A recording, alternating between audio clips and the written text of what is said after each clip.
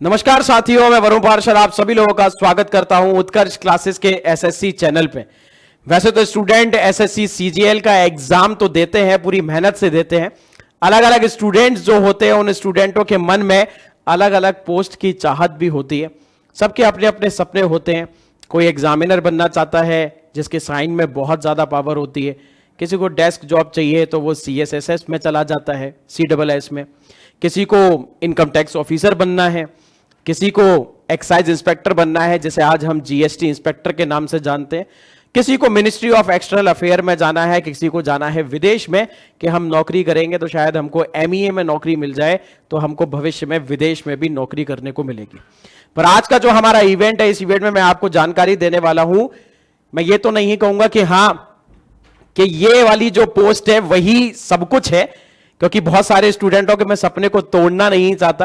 क्योंकि बहुत सारे स्टूडेंटों का मानना है कि सर हम तो इनकम टैक्स ऑफिसर बनना चाहते हैं। बहुत सारे स्टूडेंट कहते हैं सर हमें तो GST इंस्पेक्टर बनना है। बहुत है एग्जामिनर। हाँ, ये जरूर कहा जा सकता है कि आज की जो पोस्ट है उस पोस्ट का अहमियत, उस पोस्ट का जो इम्पैक्ट होता है, उसकी जो सोसाइटल इमेज है, उस सबको आधार मानते हुए आज का हम ये इवेंट करने वाले हैं, जिसमें ये लिखा हुआ है कि one of the most powerful job in SSC CGL, और जिसका इम्पैक्ट इतना ज्यादा है कि जो आज की पोस्ट मैं आपको बताने वाला हूं उसमें बड़े बड़े लोगों को, बड़े बड़े पॉलिटिशियन को भी समन करने की पावर होती है। और ED का नाम किसने नहीं सुना होगा। लास्ट के कुछ सालों में आपने ED की अहमियत देखी होगी कि एनफोर्समेंट डायरेक्टरेट की रेड पड़ी है।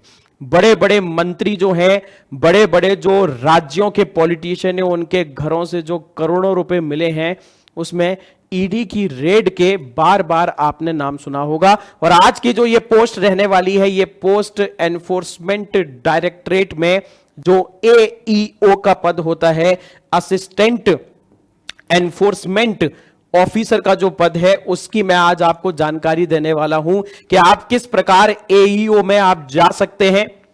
मेहनत ज्यादा लगेगी क्योंकि कट ऑफ भी ज्यादा जाती है। अब इतना बेहतरीन पद जो मिल रहा है तो उसके लिए आपको अपना दिन रात एक तो करना पड़ेगा। तो एक एक करके मैं आप लोगों को सारी जानकारी दे देता हूं कि AEO का काम क्या होता है, क्या इनकी सैलरी होती है, क्या योग्यता चाहिए, कि आप कौन सा पेपर पास करके इसमें जाएंगे। तो सारी की सारी जानकारी आइए जान लेते हैं। सबसे पहले अगर मैं बात करूं एलिजिबिलिटी की, योग्यता, तो इसमें योग्यता में सबसे पहली चीज आती है कि आप 18 साल से लेकर 30 साल के होने चाहिए। और हाँ, ये जरूर है कि आपको स्नातक होना पड़ेगा। वो तो आप जानते ही हैं कि CGL में आपको जब फॉर्म तभी भर पाएंगे जब आपके पास ग्रेजुएशन होती है।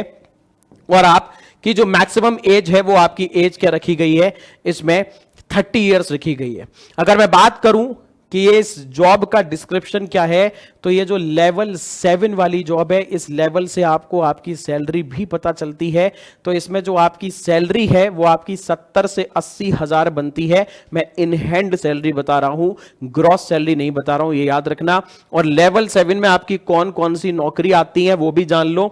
असिस्टेंट सेक्शन ऑफिसर की नौकरी भी इसी में है, inspector preventive officer, inspector of income tax, जो कि बहुत सारे स्टूडेंटों की चाहत होती है, वो भी लेवल 7 में है। और उसी में आपको मिल जाएगा असिस्टेंट एनफोर्समेंट ऑफिसर की भी पोस्ट, जो आपकी क्या है, लेवल 7 की पोस्ट आपको ये देखने को मिलेगी। बनना कैसे है, ज्यादा कठिन तो नहीं है, पर हाँ वो जो मार्ग है, वो जो रास्ता है SSC CGL को क्लियर करने का, वो कुछ के लिए आसान होता है और कुछ के लिए बहुत कठिन होता है। तो बहुत इजी है, आप इजीली एनफोर्समेंट डायरेक्टरेट में AEO बन जाओगे। कहने के लिए तो बड़ा इजी है, पर आपको दिन रात एक करनी पड़ेगी, तब आप इस पद को ले पाएंगे। इसको करना कैसे है, आपको SSC CGL का एग्जाम देना है। वो CGL एग्जाम में जो आपका Tier 1 और उसके बाद जो मेंस का Tier 2 होता है वो आपको क्लियर करना है। और उसके बाद इसमें ऐसा नहीं है कि कोई आपको फिजिकल टेस्ट देना हो, ये सब देना हो, आप उसके बाद ED में AEO के पद पे लग जाओगे।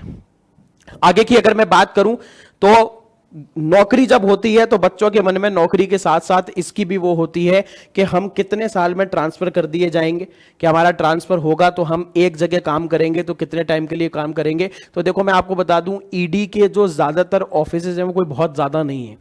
उसमें आपको सब डिविजनल ऑफिस मिल जाएंगे, रीजनल ऑफिस मिल जाएंगे, हेडक्वार्टर मिल जाएगा, पर बहुत ज्यादा जगह पे भारत में इसके ऑफिसेस नहीं है। पर हम ये जरूर कह सकते हैं कि जब आप एक बार पोस्टेड हो जाओगे तो आपको 3 साल तक, तो ये मान के चला जाता है कि 3 साल तक आपको छेड़ा नहीं जाएगा, आपको परेशान नहीं किया जाएगा। हाँ, वो बात अलग है कि अगर आपने कुछ गलत काम कर रखा है, कुछ एलिगेशंस अगर आपके ऊपर लग गए हैं, तो फिर आपका ट्रांसफर हो सकता है। ऐसे सामान्यतः 3 साल तक के लिए आपको एक जगह पे पोस्टेड करके रखा जा सकता है। अब थोड़ी सी है, कड़वी है, पर यही आपकी कट ऑफ है जो आपके सामने दिख रही है। ये कट ऑफ है एईओ की, जो ईडी में आपका पद आपको देखने को मिलता है। आप देख लीजिए कि जनरल की कट ऑफ कितनी है, 339, और एससी की कट ऑफ 321, एसटी की कट ऑफ 314। तो ये तो आप भूल जाइए कि आप बस थोड़ी सी मेहनत करें तो अगर आपको ये मिल जाएगा। अब आपको इतनी अगर बेहतरीन जॉब चाहिए तो इसके लिए आपको भैया मेहनत तो बहुत करनी पड़ेगी। और मैं आपको आज भी ये बता देता हूं, ये आप उंगलियों पे गिन सकते हो। इनकम टैक्स ऑफिसर की पोस्ट, एग्जामिनर की पोस्ट, जीएसटी इंस्पेक्टर की post, ministry of external affair की पोस्ट और एईओ की पोस्ट, अगर आप स्टूडेंटों से पूछोगे ना तो वो बहुत आसानी से बोल देंगे भाई हमें तो टॉप 5 में यही वाली जॉब, हमें इसको प्रेफरेंस पे रखेंगे।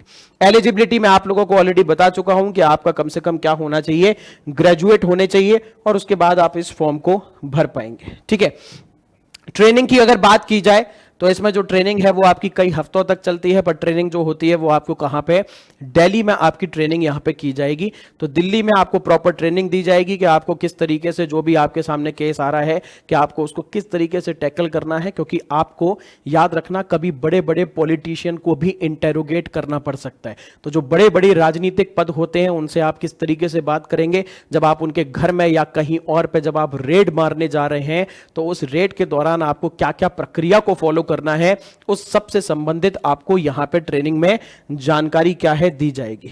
ठीक है, अगर मैं बात करूं 2023 की वैकेंसी की, तो उसमें 2023 में जनरल में आपको अधिकतर वैकेंसी देखने को मिली थी। तो जनरल की कट ऑफ भी वही जो आपके पिछले साल 339 के कंपैरिजन में 338 में गई थी, और ओबीसी की जो कट ऑफ है वो आपको 321 देखने को मिली थी। नो डाउट, इंसान जब तैयारी करता है तो सैलरी तो देखता है, और सैलरी के साथ साथ अपनी पावर भी देखता है। तो पावर का मतलब ये मत समझ लेना कि भाई हम ही सर्वोपरि हैं, हम ही पावरफुल हैं। हम सबको, चाहे हमारे देश के राष्ट्रपति हो, चाहे सुप्रीम कोर्ट हो, हाई कोर्ट हो, या कोई भी ऑफिसर हो, हम सबको अपने संविधान में रहते हुए काम करना होता है। तो आज मैं आप लोगों को इसकी सैलरी बता देता हूं। सबसे पहले तो याद रखना, ये बहुत सारे लोग समझ नहीं पाते होंगे कि क्या लिखा हुआ है। 44,900 से लेकर 1,42,400 तक सैलरी कैसे हो सकती है। देखो, एक चीज होती है कि बहुत सारे लोग होते हैं वो अपनी नौकरी में प्रमोशन नहीं लेते हैं। उनको ऐसा लगता है प्रमोशन हो जाएगा तो हमको कहीं बहुत दूर भेज देंगे, तो वो प्रमोशन नहीं लेते, पर उनकी सैलरी में इंक्रीमेंट होता रहता है। तो एक समय पे आपको जो मैक्सिमम सैलरी मिलेगी, अगर आप प्रमोशन नहीं भी लेते हैं, तो वो आपकी कितनी है, 1,42,400। अगर मैं ग्रेड पे की बात करूं तो अच्छा खासा ग्रेड पे है, 4600 का। ज्यादातर जो जॉब है आपको एसएससी सीजीएल में वो 4600, 4200 इन सब की आपको देखने को मिलती है, जिसमें आपका बेसिक पे जो है वो 44,900 है।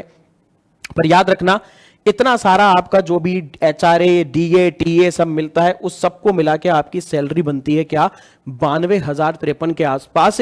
पर याद रखना, ये मैंने इन हैंड सैलरी नहीं बताई है, ये मैंने आपको ग्रॉस सैलरी बताई है, यानी कि बिना कटे पिटे जब आपका डिडक्शन होगा तो आपकी सैलरी वही 70 से 80 हजार की रेंज में आ जाएगी। पर एक इंपॉर्टेंट चीज है जो याद रखना, सिर्फ 2 ही पोस्ट ऐसी हैं, एक तो सीबीआई और ये जो आपको सामने एईओ दिख रही है, जिसमें आपको स्पेशल इंसेंटिव अलाउंस दिया जाता है।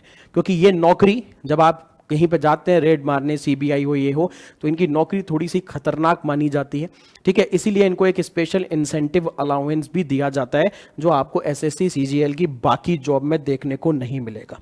ठीक है, अगर मैं बात करूं प्रमोशन की, तो ये माना जाता है कि शुरुआत में जो 3 से 4 साल होता है उसमें आपको प्रमोशन मिल जाता है, और शुरुआत के 7-8 साल में आप 2 प्रमोशन ले सकते हैं।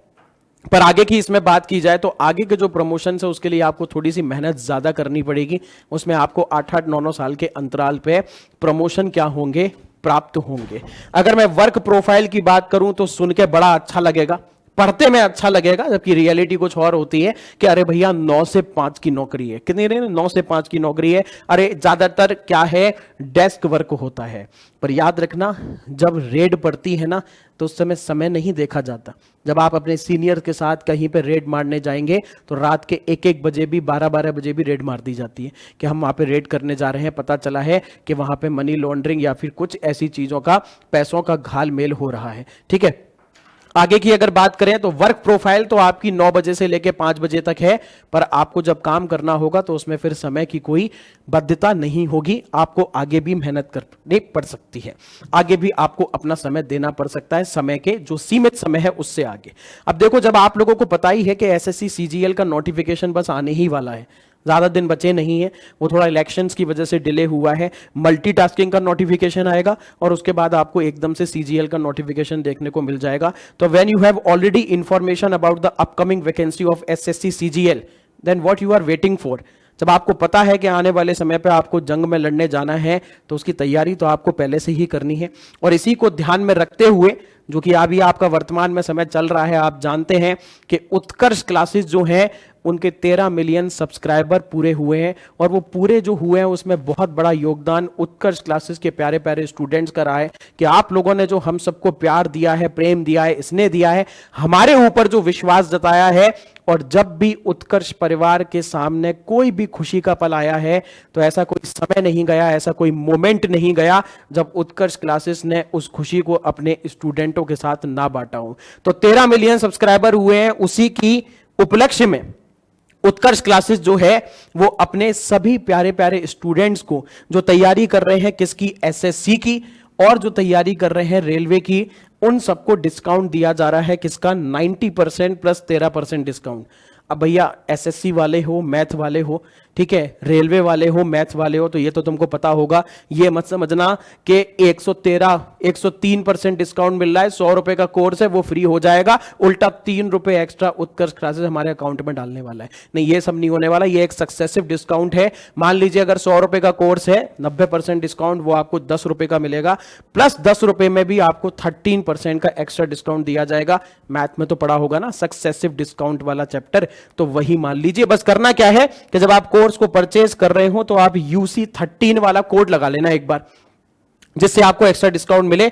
और ये आपके सभी ऑफलाइन और ऑनलाइन कोर्स, सभी ऑनलाइन कोर्सेज पे है, सॉरी ये ऑफलाइन पे नहीं। और ये जो ऑफर है आपका बिग समर सेल वाला जो ऑफर है, ये आपका 14 जून से लेकर 20 जून तक चलेगा। तो जो भी आपके जानने वाले हैं, जो भी आपके मित्र हैं, जो भी आपके साथ लाइब्रेरी में पढ़ते हैं, कहीं भी पढ़ते हैं, इस ऑफर के बारे में उनको आप जरूर बताइएगा।